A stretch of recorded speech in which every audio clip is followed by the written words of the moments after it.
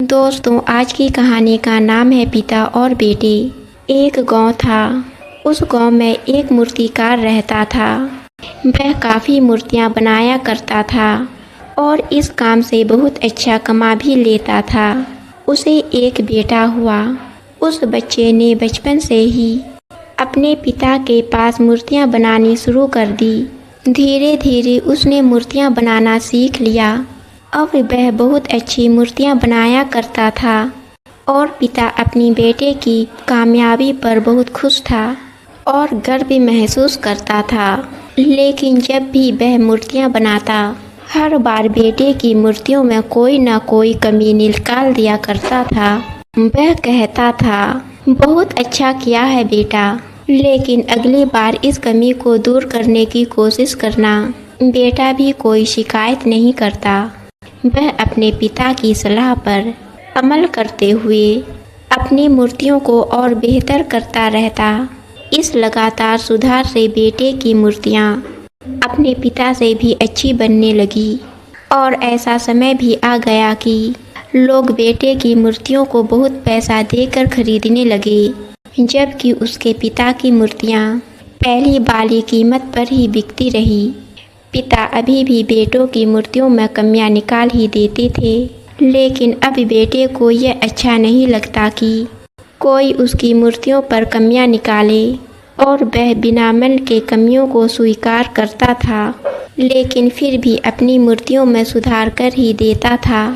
एक दिन ऐसा भी आया कि जब बेटे के सब्र ने सब जवाब दे दिया।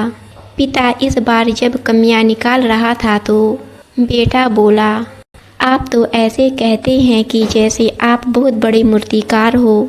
अगर आपको इतनी समझ होती तो आपकी मूर्तियाँ इतनी कम दाम में नहीं बिकती। मुझे नहीं लगता कि अब आपके सलाह की मुझे ज़रूरत है। मेरी मूर्तियाँ बिल्कुल ठीक है और आप ना मुझे सलाह नहीं दिया करें।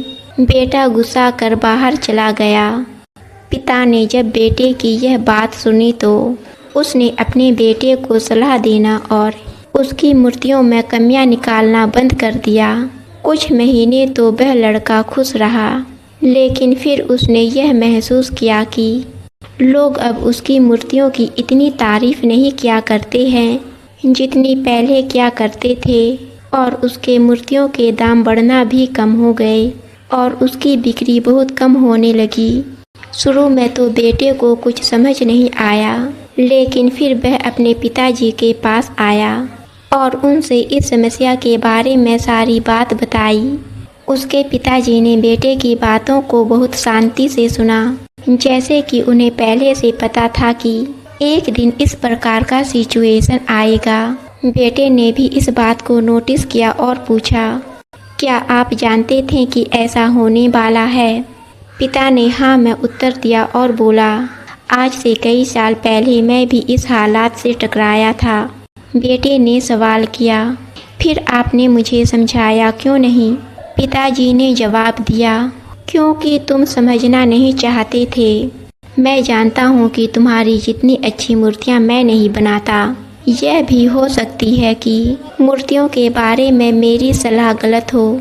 ऐसा भी नहीं है कि मेरी सलाह की वजह से कभी तुम्हारी मूर्ति बेहतर बनी हो, लेकिन जब मैं तुम्हारी मूर्तियों में कमियां दिखाता था तब तुम अपनी बनाई मूर्तियों से संतुष्ट नहीं होते थे और खुद को बेहतर करने की कोशिश करते थे, और वही बेहतर होने की कोशिश ही तुम्हारे कामयाब होने का एक बड़ा कारण था।